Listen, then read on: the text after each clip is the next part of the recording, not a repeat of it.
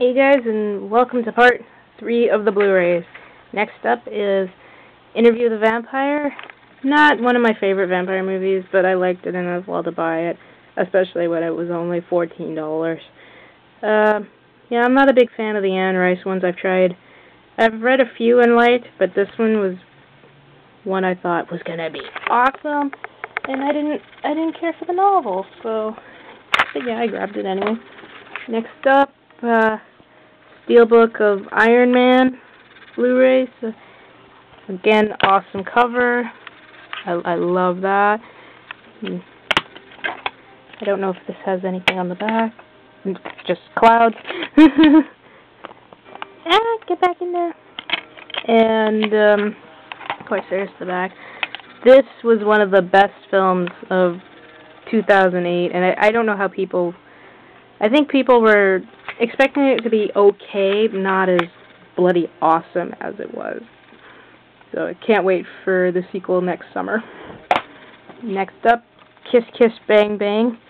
I'm not a big fan of comedies, but I love these two actors. I grew up on them, and Shane Black is the guy who brought us, like, the Lethal Weapon films. He wrote them. He didn't direct them. Richard Donner directed them. But this was a really funny, awesome little comedy. I definitely recommend it. Next up, the remake to Last House on the Left, and I am lazy because I haven't even taken these off yet. I suck. Well, I'll do it later. But I did watch the original film, and I did not like it. I thought it was boring. Nothing about it appealed to me. But some of the scenes shown in the trailer in this had me intrigued. And from what everybody tells me about the ending of what it is, that they were disappointed, and I was like, dude, that sounds fucking awesome what they did. So yeah, I think I'm saving this more or less to watch on Halloween, so if I'm not too doped up or tired from my surgery. So next up, another childhood favorite, The Last Starfighter. I haven't watched this yet on Blu-ray, but I plan to hopefully pretty soon. But this was a definite favorite of mine growing up as a kid. Directed by Nick Castle, who Ryan 1988 should know is the guy behind The Mask and Halloween. Yep, he went on to direct this masterpiece. It's a definitely good 80s classic movie. Next up, Madagascar 2. This was a blind buy. Again, we were showing this at work, and I'd stand around and watch it, and it appealed to me. I haven't watched the first one yet, but I will get around to it eventually. And my second favorite film of this year, Monsters vs. Aliens. This was awesome to see in the theater in 3D. So, yeah, I mostly want to see it because I love who voices Dr. Cockroach, which is Hugh Laurie from the television show House. And Seth Rogen was excellent as Bob. He was just so cool as Bob. And next up, another series, The Mummy Returns, and The Mummy, Tomb of the Dragon Emperor. Of course, this one is my favorite, but I like them all. They're very good popcorn movies. The first two directed by Stephen Sommers, and this one directed by Rob Cohen, who is a director I really like. But yeah, I don't know if I want them to do a fourth one. I don't even think they will. But this one, of course, is the best, and it was the most fun to watch.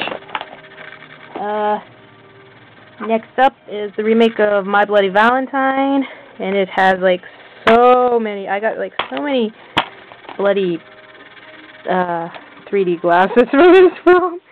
But I haven't watched it on 3D because I don't know how... Like I said, I watched Monsters vs. Aliens in they're in Blu-ray, but the Blu-ray or the 3D glasses are different now. So, and of course, Night Watch and Day Watch. Like I said in one of my DVD update a while ago, these are excellent Russian fantasy films directed by the guy who brought us Wanted. The books are even just as fucking awesome. There's 4 of them. This is the first. This is the second. Twilight Watch is the third. And The Last Watch is, of course, the 4th one. So I definitely recommend these two. They are just so awesome.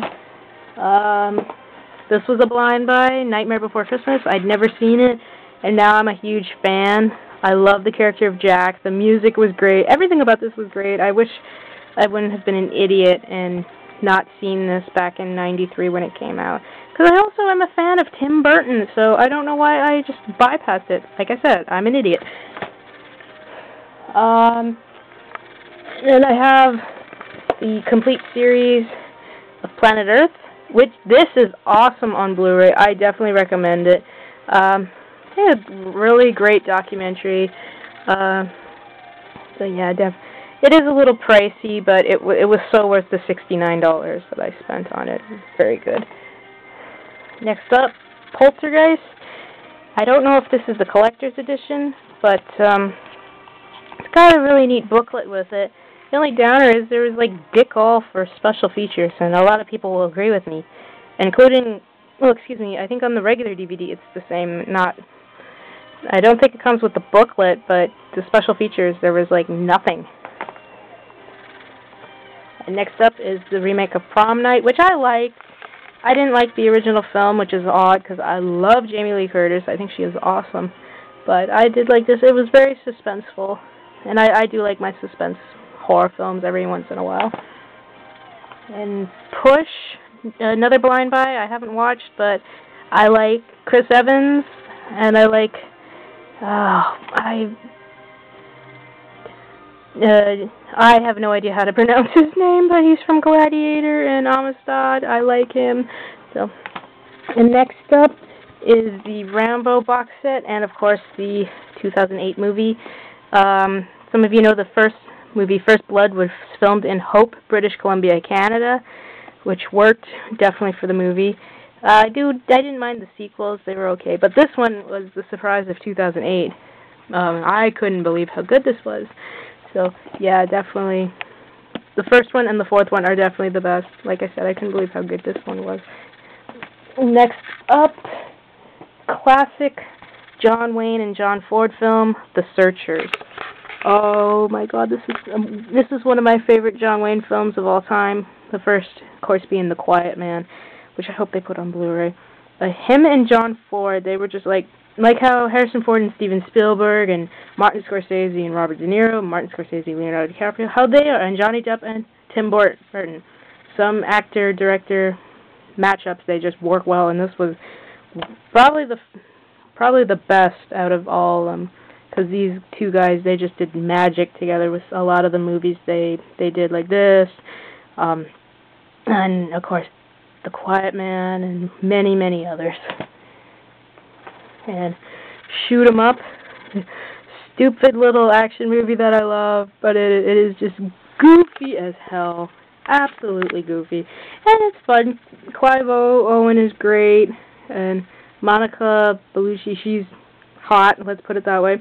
Paul Gamy, I love him. I think he's a very underrated actor. I think he should get more work. I'm still mad that I don't remember if he got Oscar nominated for Cinderella Man, but he should have. But yeah, this is a great little fucked up movie. Another childhood favorite, Short Circuit. This is another childhood favorite, ironically directed by the guy who brought us Saturday Night Fever, of all things. It is a cute little movie, and you do notice he does look like a little robot that came out in theaters last summer. Looks a lot like him, like the eyes and the wheels. And we'll get to that movie soon. But this is a classic. Another one I recommend. It is just a really, really great movie. And Snow White and the Seven Dwarfs. This is one of the ones that has both the Blu-ray and DVD, but for some reason I got the copy that looks like a normal DVD, but it's got the Blu-ray. I don't remember too much about this film, because I've only seen it a few times. I remember I did like it. I'm trying to get a lot of the old Disney movies on Blu-ray before they go back into the vault for another 10, 20 years, blah, blah, blah. So,